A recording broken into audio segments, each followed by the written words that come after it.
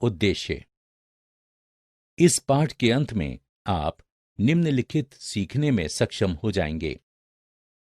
लेखांकन के सिद्धांत के आधार की आवश्यकता की पहचान करने और मान्यता प्रदान करने में, लेखांकन मान्यताओं एवं लेखांकन सिद्धांतों के अर्थ की व्याख्या करना, सामान्य रूप से स्वीकृत लेखांकन सिद्धांतों यानी गैप की प्रकृति की व्याख्या करने में, लेखांकन मानक एवं अंतर्राष्ट्रीय वित्तीय प्रतिवेदन मानक यानी IFRS की व्याख्या करना और साथ ही साथ उनके उद्देश्य बताने में, लेखांकन के आधार का वर्णन करने में, लेखांकन के नकद आधार एवं लेखांकन के एक्रूअल आधार के बीच भेद करने में,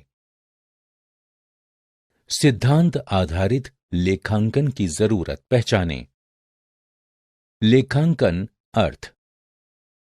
लेखांकन वित्तीय लेन देन और घटनाक्रम के अभिलेखन, वर्गीकरण एवं सार संक्षेप निकालने एवं उनके परिणामों की व्याख्या करने से संबंधित है। लेखांकन सूचना प्रासंगिकता, विश्वसनीयता और तुलनात्मकता।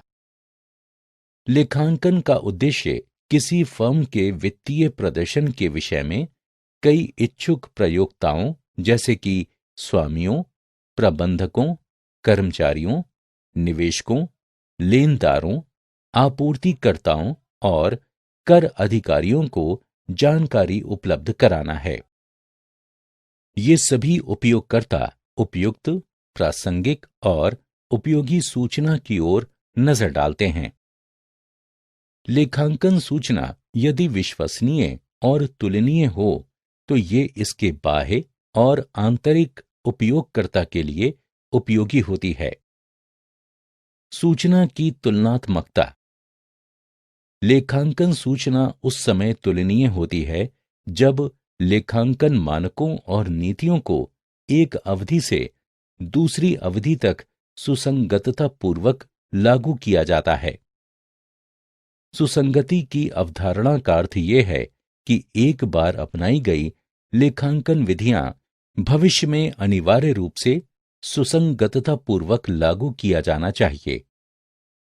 साथ ही एक जैसी स्थितियों के लिए अनिवार्य रूप से एक जैसी विधियों और तकनीकों का प्रयोग किया जाना चाहिए। सुसंगतता पूर्वक की अवधारणा तुलनात्मकता की आवश्यकता के कारण महत्वपूर्ण है, अर्थात ये निवेशकों और वित्तीय विवरणों के अन्य उपयोगकर्ताओं को किसी कंपनी के वित्तीय विवरणों को सरलतापूर्वक से और सही ढंग से तुलना करने में सक्षम करती है। सूचना की तुलनात्मकता अंतर फर्म तुलनाएं करने अर्थात ये देखने में सक्षम करती है कि अन्य फर्म की तुलना में कोई फर्म किस प्रकार प्रदर्शन करती है। साथ ही साथ अंतर अवधि तुलना करने में सक्षम करती है कि पिछले वर्षों की तुलना में फर्म ने कैसा प्रदर्शन किया है। इसी कारण लेखांकन के उचित सैद्धांतिक आधार का विकास करने की आवश्यकता उत्पन्न होती है। सिद्धांत, नियम, अवधारणाएं और दिशा निर्देश। लेखांकन के सैद्धांतिक आधार के अंतर्गत समय की अवधि के दौरान विकसित अवधारणाएं, सिद्धांत, नियम और दिशा निर्देश सम्मिलित होते हैं। सामान्य रूप से स्वीकृत लेखांकन पद्धति। लेखांकन सिद्धांत, अर्थ एवं उद्देश्य। लेखांकन सिद्धांत ऐसे नियम और दिशा निर्देश हैं जो वित्तीय डेटा का अभिलेखन करते समय कंपनी द्वारा अनिवार्य रूप से पालन किए जाने चाहिए। लेखांकन सिद्धांतों का विकास लेखांकन अभिलेखों में एकरूपता और संगतता बनाए रखने के लिए किया गया है। सिद्धांत की परिभाषा AICPA के द्वारा दी गई है। इसका अर्थ होता है कार्रवाई के लिए अंगीकृत या पेशेवर सामान्य विधि, आचरण या अभ्यास मूल या आधार। सामान्य रूप से स्वीकृत लेखांकन सिद्धांत। इनका संदर्भ वित्तीय विवरणों को तैयार करने और उनका प्रदर्शन करने में एक रूपता लाने के लिए व्यापार लेन देन की अभिलेखन और प्रतिवेदन के लिए अपनाए जाने वाले नियम और दिशा निर्देश से होता है। उदाहरण: एक महत्वपूर्ण नियम सभी लेन देन को ऐतिहासिक लागत के आधार पर अभिलिखित, जो भुगतान किए गए पैसे के लिए नकद रसीद जैसे दस्तावेजों के माध्यम से सत्यापन योग्य होती है। इससे अभिलेखन की प्रक्रिया में निष्पक्षता आती है और वित्तीय विवरण विभिन्न उपयोगकर्ताओं के लिए अधिक से अधिक स्वीकार्य हो जाते हैं। लेखांकन सिद्धांत स्थिर प्रकृति के नहीं होते हैं। ये कानूनी, सामाजिक और आर्थिक वातावरण एवं उपयोगकर्ताओं की आवश्यकताओं में होने वाले परिवर्तनों के अनुसार निरंतर प्रभावित होते रहते हैं। ये देखा जाता है कि सिद्धांतों, अभिधारणा, परिपाटियों, संशोधनकारी सिद्धांतों, मान्यताओं आदि को अंतर परिवर्तनीय रूप से उपयोग किया जाता रहा है और इन्हें बुनियादी लेखांकन अवधारणाओं के रूप में संदर्भित किया जाता है। आधारभूत लेखांकन संकल्पनाओं के अर्थ और उद्देश्य की अभिव्यक्ति। आधारभूत लेखांकन संकल्पना। लेखांकन सिद्धांत ऐसे मूलभूत विचार, नियम या बुनियादी मान्यताएं हैं जिनका पालन सभी प्रकार के लेखा एवं वित्तीय विवरणों को तैयार करते समय किया जाना चाहिए। व्यावसायिक इकाई संकल्पना। व्यापार और उसके स्वामी, एक से अधिक स्वामी, दो अलग सत्ता हैं। मुद्रा मापन संकल्पना। व्यापार के सभी लेन देन पैसे के पदों में अभिलिखित किए जाते हैं। ये मापन की आम यानी सर्वनिष्ठ इकाई का प्रावधान करती है। सतत व्यापार संकल्पना। ये मानती है कि परिचालन की दृष्टि से व्यापार निकट भविष्य में चलता रहेगा। लेखांकन अवधि संकल्पना। लेखांकन अवधि समय का वो विस्तार है जिसे वित्तीय विवरणों के एक सेट द्वारा आच्छादित किया जाता है। ये अवधि उस समय सीमा को परिभाषित करती है जिसके दौरान व्यापारिक लेन देन वित्तीय विवरणों में संचित हो जाते हैं और क्रमिक समय अवधियों के परिणामों की तुलना करने के लिए निवेशकों को जिनकी आवश्यकता होती है। लागत संकल्पना। इस संकल्पना के अनुसार फर्म की सभी परिसंपत्तियों को उनके वर्तमान मूल्य के स्थान पर खरीद मूल्य पर अभिलिखित करने की आवश्यकता होती है। द्विपक्षीय संकल्पना। ये लेखांकन का मूलभूत सिद्धांत है। ये कहता है कि प्रत्येक लेन देन के दोहरे प्रभाव होंगे, अर्थात प्रत्येक डेबिट का संबंधित क्रेडिट और प्रत्येक क्रेडिट का संबंधित डेबिट होगा। इसलिए लेन देन का अभिलेखन करने में कम से कम दो खाते शामिल होंगे। आगम वसूली मान्यता सिद्धांत। इसका अर्थ यह है कि किसी व्यावसायिक लेन देन के लिए आगम को लेखांकन अभिलेखों में केवल तभी सम्मिलित किया जाना चाहिए जब उनकी वसूली हो गई हो। मिलान संकल्पना। इस संकल्पना के अनुसार आगम को तब मान्यता प्रदान की जाती है जब उन्हें अर्जित किया जाता है, न कि जब नकद प्राप्त होता है, और व्यय को उस समय मान्यता प्रदान की जाती है जब वे होते हैं, न कि जब नकद का भुगतान किया जाता है। पूर्ण प्रस्तुतिकरण संकल्पना। इसका अर्थ यह है कि वित्तीय विवरणों को उद्यम की वित्तीय स्थिति और प्रदर्शन की सत्यता और निष्पक्षता प्रदर्शित करने के लिए तैयार किया जाना चाहिए। समनुरूपता की संकल्पना ये कहती है कि किसी फर्म द्वारा पालन किए जाने वाले लेखांकन सिद्धांतों और प्रथाओं को समय की अवधि में समनुरूप होना चाहिए। ये अंतर फर्म एवं अंतर अवधि दोनों प्रकार की तुलनाओं की अनुमति प्रदान करती है। रूढ़िवादिता की संकल्पना ये भविष्य में संभावित नुकसान की आशंका पर विचार करने लेकिन लाभ पर विचार न करने की नीति है। ये नीति निवल आस्तियों और निवल आय को वास्तविकता से अधिक व्यक्त करने के स्थान पर वास्तविकता से कम व्यक्त करने की प्रवृत्ति रखती है और इसलिए कंपनियों को सावधानी से खेलने की ओर प्रेरित करती है। सारता की संकल्पना लेखांकन की इस सारता की संकल्पना कहती है कि सभी महत्व आधारभूत लेखांकन संकल्पनाओं के अर्थ और उद्देश्य की अभिव्यक्ति। आधारभूत लेखांकन संकल्पना लेखांकन सिद्धांत ऐसे मूलभूत विचार, नियम या बुनियादी मान्यताएं हैं जिनका पालन सभी प्रकार के लेखा एवं वित्तीय विवरणों को तैयार करते समय किया जाना चाहिए। व्यावसायिक इकाई संकल्पना व्यापार और उसके स्वामी, एक से अधिक स्वामी, दो अलग सत्ता हैं। मुद्रा मापन संकल्पना व्यापार के सभी लेन देन पैसे के पदों में अभिलिखित किए जाते हैं। ये मापन की आम यानी सर्वनिष्ठ इकाई का प्रावधान करती है। सतत व्यापार संकल्पना ये मानती है कि परिचालन की दृष्टि से व्यापार निकट भविष्य में चलता रहेगा। लेखांकन अवधि संकल्पना लेखांकन अवधि समय का वो विस्तार है जिसे वित्तीय विवरणों के एक सेट द्वारा आच्छादित किया जाता है।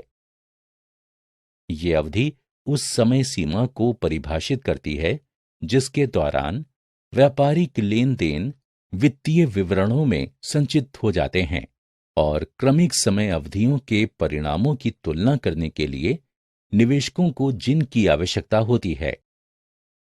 लागत संकल्पना इस संकल्पना के अनुसार फर्म की सभी परिसंपत्तियों को उनके वर्तमान मूल्य के स्थान पर खरीद मूल्य पर अभिलिखित करने की आवश्यकता होती है। द्विपक्षीय संकल्पना ये लेखांकन का मूलभूत सिद्धांत है। ये कहता है कि प्रत्येक लेन देन के दोहरे प्रभाव होंगे, अर्थात प्रत्येक डेबिट का संबंधित क्रेडिट और प्रत्येक क्रेडिट का संबंधित डेबिट होगा। इसलिए लेन देन का अभिलेखन करने में कम से कम दो खाते शामिल होंगे। आगम वसूली मान्यता सिद्धांत इसका अर्थ यह है कि किसी व्यावसायिक लेन देन के लिए आगम को लेखांकन अभिलेखों में केवल तभी सम्मिलित किया जाना चाहिए जब उनकी वसूली हो गई हो। मिलान संकल्पना इस संकल्पना के अनुसार आगम को तब मान्यता प्रदान की जाती है जब उन्हें अर्जित किया जाता है, न कि जब नकद प्राप्त होता है, और व्यय को उस समय मान्यता प्रदान की जाती है जब वे होते हैं, न कि जब नकद का भुगतान किया जाता है। पूर्ण प्रस्तुतिकरण संकल्पना इसका अर्थ यह है कि वित्तीय विवरणों को उद्यम की वित्तीय स्थिति और प्रदर्शन की सत्यता और निष्पक्षता प्रदर्शित करने के लिए तैयार किया जाना चाहिए। समनुरूपता की संकल्पना ये कहती है कि किसी फर्म द्वारा पालन किए जाने वाले लेखांकन सिद्धांतों और प्रथाओं को समय की अवधि में समनुरूप होना चाहिए। ये अंतर फर्म एवं अंतर अवधि दोनों प्रकार की तुलनाओं की अनुमति प्रदान करती है।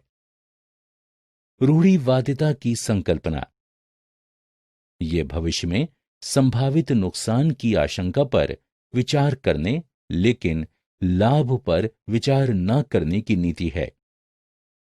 ये नीति निवल आस्तियों और निवल आय को वास्तविकता से अधिक व्यक्त करने के स्थान पर वास्तविकता से कम व्यक्त करने की प्रवृत्ति रखती है, और इसलिए कंपनियों को सावधानी से खेलने की ओर प्रेरित करती है।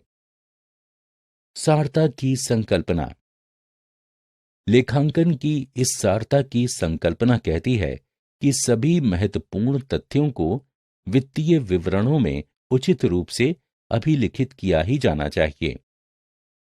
ऐसे तथ्य जो उपयोगकर्ता के निर्णय पर बहुत कम या कोई भी प्रभाव डालने वाले नहीं होते, वे निस्सायर या महत्वहीन कहे जाते हैं और उन्हें प्रकट करने की आवश्यकता नहीं होती।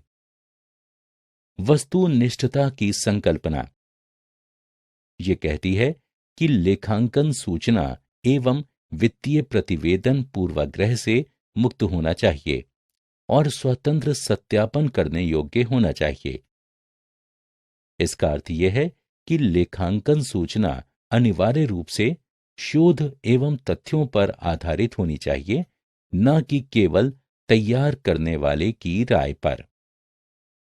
वस्तुनिष्ठता के सिद्धांत का उद्देश्य वित्तीय विवरणों को और अधिक प्रासंगिक और विश्वसनीय बनाना है। भारतीय सनदी लेखाकार संस्थान institute of chartered accountants of India द्वारा जारी लेखांकन मानक सामान्य रूप से स्वीकृत लेखांकन सिद्धांत GAAP यानी गैप। सामान्य रूप से स्वीकृत लेखांकन सिद्धांतों को लेखांकन पेशेवरों द्वारा वित्तीय विवरणों में एक रूपता और तुलनात्मकता प्राप्त करने के लिए स्वीकृत किया गया है। हालांकि ये सिद्धांत एक ही तथ्य के लिए विविध प्रकार के वैकल्पिक उपचार प्रदान करते हैं। ये लेखांकन सूचना के प्रतिवेदन में एक रूपता और सुसंगतता लाने की मांग करता है। लेखांकन मानक अर्थ ये एक समान लेखांकन नियमों, व्यवहार और दिशा निर्देश के लिखित विवरण होते हैं। इन मानकों का मुख्य उद्देश्य वित्तीय प्रतिवेदन में एक रूपता लाना है और उद्यमों द्वारा प्रकाशित किए जाने वाले डेटा में सुसंगतता सुनिश्चित करना है। हालांकि लेखांकन मानक देश में प्रयोज्य कानूनों, प्रथाओं, उपयोगों एवं व्यावसायिक पर्यावरण के प्रावधानों को अधिभूत नहीं कर सकते। लेखांकन मानक बोर्ड की स्थापना असंगतता एवं अतुलनात्मक मुद्दों से व्यवहार करने के लिए लेखांकन मानकों का विकास करने हेतु अप्रैल 1977 में लेखांकन मानक बोर्ड ASB की स्थापना की गई थी। लेखांकन मानक बोर्ड का गठन भारतीय सनदी लेखाकार संस्थान यानी institute of chartered accountants of India द्वारा किया गया था। लेखांकन मानक बोर्ड की भूमिका लेखांकन मानक बोर्ड का मुख्य कार्य लेखांकन मानक तैयार करना है। लेखांकन मानक बोर्ड सरकार, सार्वजनिक क्षेत्र के उपक्रमों और अन्य संगठनों के साथ विस्तृत चर्चा के बाद मानकों का विकास करता है। लेखांकन मानक बोर्ड अंतर्राष्ट्रीय लेखांकन मानकों को उचित महत्व प्रदान करता है। सारांश हमने जो कुछ सीखा है उसे संक्षेप में दोहराएं। लेखांकन प्रक्रिया एवं पद्धतियां कुछ सैद्धांतिक संकल्पनाओं पर आधारित होती हैं, जिन्हें विभिन्न श्रेणियों जैसे कि व्यापारिक इकाई संकल्पनाओं, मुद्रा मापन संकल्पनाओं, लेखांकन अवधि संकल्पनाओं आदि में वर्गीकृत किया जाता है। लेखांकन सिद्धांत संकल्पनाएं एवं परिपाटियां सामान्य रूप से स्वीकृत लेखांकन सिद्धांतों यानी गैप के रूप में जानी जाती हैं।